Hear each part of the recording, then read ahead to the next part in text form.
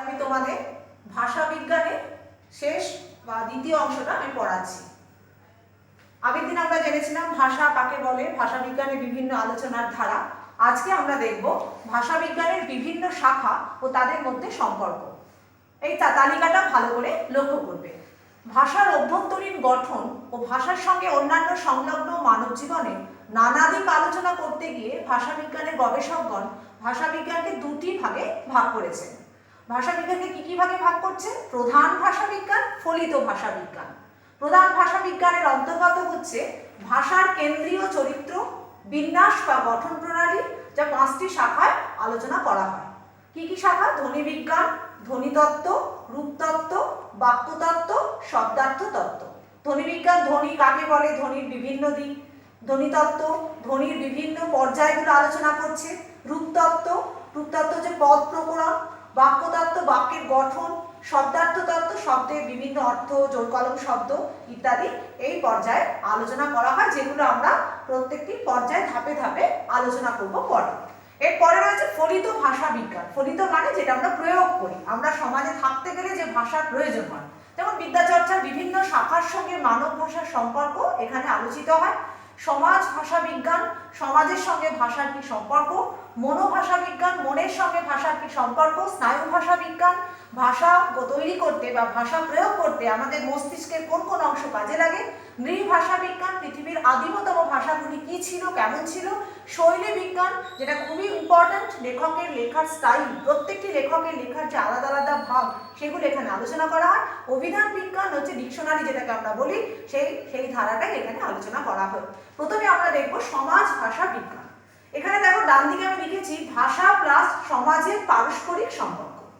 এখানে দুটো পর্যায়ে ভাষা কাজ করছে। ভাষা কিভাবে সমাজে কাজ করে আর সমাজ কিভাবে ভাষার উপর প্রভাব বিস্তার করে, এই দুটো দিক দেখা হয়।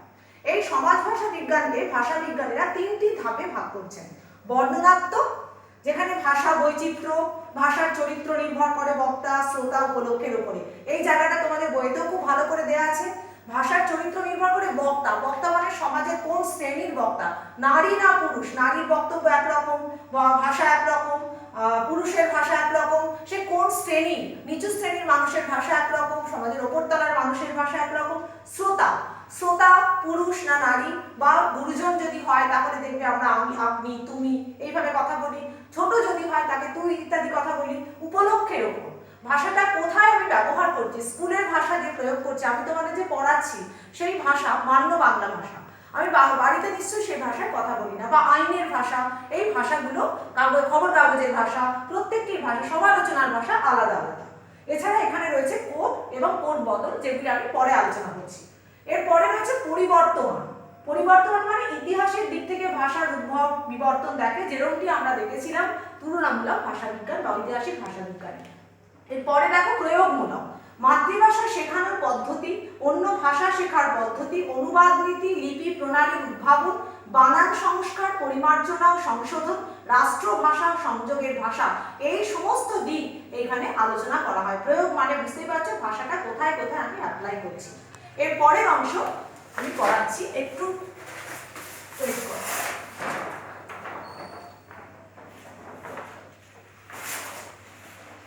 তোমাদের কাছে আমি ক্ষমা চেয়ে নিচ্ছি বারবার ধরে বাধা সৃষ্টি হচ্ছে, কিন্তু ছোট্ট ব্যবস্থা এতে, এছাড়া উপায় নেই।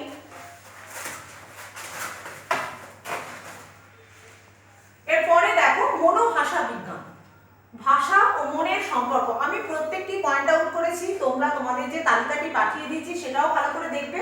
আমি আলাদা করে কোনো কোশ্চেন দেব না, এইগুলো ভালো করে আন্ডারলাইন করে দিয়েছি। নোয়াম চমস্কি বললেন মস্তিষ্ক ভাষা শেখার যন্ত্র, ইংরেজিতে হচ্ছে ল্যাঙ্গুয়েজ অ্যাকুইজিশন ডিভাইস বা LAD, খুব ভালো করে পড়বে। পরে তিনি যন্ত্র কথাটির পরিবর্তে ব্যবস্থা বা সিস্টেম কথাটি ব্যবহার করলেন, পুরো নাম দিলেন ল্যাঙ্গুয়েজ অ্যাকুইজিশন সিস্টেম বা LAS। এরপরে রয়েছে স্নায়ু ভাষা বিজ্ঞান, ভাষার সঙ্গে মানব মস্তিষ্কের সম্পর্ক ও ভাষা ব্যবহারগত সমস্যা এই পর্যায়ে আলোচনা করা হয়। ভাষা ব্যবহারগত সমস্যা মানে আমি যদি সুস্থ মস্তিষ্ক রই তাহলে ভাষা পরিষ্কারভাবে আলোচনা করব, প্রয়োগ করব ঠিকভাবে, কিন্তু যদি আমি অসুস্থ হই তাহলে ভাষা ঠিকভাবে প্রয়োগ করতে পারবো না। এ প্রসঙ্গে এখানে 1861 খ্রিস্টাব্দে পল ব্রোকার নাম করা হয়েছে, যিনি চিকিৎসার মাধ্যমে দেখেন যে যুক্তিক্রম, পরিকল্পনা, আত্মপ্রকাশ, বলা, পড়া বা লেখা মস্তিষ্কের বিভিন্ন অংশের সঙ্গে জড়িত। মস্তিষ্কের বাম গোলার্ধ বলা, লেখা, ভাষা পড়া, গণনা, বিশ্লেষণ, চিন্তা এইগুলোকে নির্দেশ করে, আর ডান গোলার্ধ নির্ধারণ করে সামগ্রিক বিকাশ, অভাষা প্রস্তুতির অনুমান। এরপরে আমরা যাচ্ছি শৈলী বিজ্ঞান। শৈলী মানে ভাষার রূপ বা ফর্ম বা স্টাইল। এটাকে দুটো পর্যায়ে ভাগ করা হয়, একটা হচ্ছে মূল্যায়ন ভিত্তিক, একটা বর্ণনামূলক। মূল্যায়ন ভিত্তিকে পয়েন্ট করেছি, দেখো কোনো লেখার শৈলীর বৈশিষ্ট্যগুলি প্রকাশ করে। বঙ্কিমচন্দ্রের লেখনী আর রবীন্দ্রনাথের লিখন শৈলীর পার্থক্য এখানে উদাহরণস্বরূপ ব্যবহার করা যেতে পারে। বঙ্কিমচন্দ্রের কপালকুণ্ডলা আর রবীন্দ্রনাথের চোখের বাড়ির ভাষা একরকম নয়। বর্ণনামূলক কোনো লেখকের লেখার শৈলীর বর্ণনা, যেমন রবীন্দ্রনাথের চোখের বাড়ি উপন্যাসের সঙ্গে রবীন্দ্রনাথেরই শেষের কবিতা উপন্যাসের শৈলীর কিন্তু অনেকটাই পার্থক্য রয়েছে। এরপরে শৈলীর বিচার করার ক্ষেত্রে 5টি প্রকরণ ব্যবহৃত হয়, খুব ভালো করে পড়বে। প্রথমেই রয়েছে প্রমুখন। প্রমুখনের রচয়িতা ভাষা আদর্শে হেরফের ঘটান, বিচ্যুতি এর মাধ্যমে নিজের বক্তব্যকে স্পষ্ট করছেন। সমান্তরালতা শব্দগত, অন্বয়গত, শব্দার্থগত, ব্যাকরণগত বিচ্যুতি সফল প্রয়োগ করেন লেখক এখানে। এছাড়া রয়েছে কোড বদল বা সংকেত বদল। এইটা খুব ভালো করে পড়বে। একটি ভাষা রীতির সঙ্গে অন্য রীতির শব্দ বা বাক্যখণ্ড ব্যবহারকে কোড বদল বলে। যেমন বাংলা বলতে বলতে ইংরেজি শব্দ বা বাক্যখণ্ড ব্যবহার, যেমন আমরা বলি না যে আমি বলছি বাট, কিন্তুর বদলে বাট ব্যবহার করলাম। এক উপভাষার কথন বা উক্তির মধ্যে অন্য উপভাষার প্রয়োগ, যেমন রাঢ়ীর সঙ্গে বঙ্গালী, এই দুটো মিক্স করা, এটাকে বলা হচ্ছে কোড বদল বা সংকেত বদল। এছাড়া রয়েছে বহু স্বরতা। উপন্যাস, মহাকাব্য, আখ্যানের বহু বিচিত্র স্বভাব ও বৈচিত্র্যপূর্ণ পরিবেশের চরিত্রের সমাবেশ ভিন্ন ভিন্ন স্বর প্রতিষ্ঠা করে। যেরকম দেখো, একটা বড় উপন্যাসে অনেকগুলো চরিত্র থাকে, তারা একই ধরনের নিশ্চয়ই হয় না। চোখের বাড়ি উপন্যাসটা যদি পড়ো বা মহাকাব্যে যদি দেখো, অনেকগুলো ক্যারেক্টার থাকে এবং প্রত্যেকের আলাদা আলাদা মৌলিকতা থাকে। এরপরে আমরা যাচ্ছি শেষ জায়গায়, অভিধান বিজ্ঞান। ভাষা বিজ্ঞানের একটি সংযোগমূলক বিভাগ। সংযোগ মানে আমাদের যোগাযোগ স্থাপন করে। এখানে জাস্কের নিরুক্ত থেকেই ভারতে অভিধান রচনার সূত্রপাত হয়। ত্রয়োদশ শতাব্দীতে জন গাডল্যান্ড প্রথম ডিকশনারিয়াস শব্দটি ব্যবহার করেন বা ডিকশনারিয়াস শব্দটি ব্যবহার করেন। খুব ভালো করে পড়বে এটা। 1538 সালে ইংরেজি ডিকশনারি শব্দটি পাওয়া যায় স্যার থমাস এলিয়টের ল্যাটিন ইংরেজি অভিধান।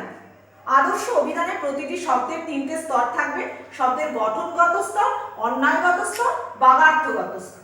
এবার অভিধান অনেক রকম হয়, তার মধ্যে দুটো খুব ইম্পর্টেন্ট বা পরিচিত। একভাষিক, এক ভাষার শব্দকে সেই ভাষাতেই ব্যাখ্যা করা হয়, যেমন বাংলা থেকে বাংলা, ইংরেজি থেকে ইংরেজি। দ্বিভাষিক, এক ভাষার শব্দ অন্য ভাষায় ব্যাখ্যা করা হয়, যেমন বাংলা থেকে ইংরেজি। এটাও আমাদের পরিচিত। আজকে এইটুকুই থাকে।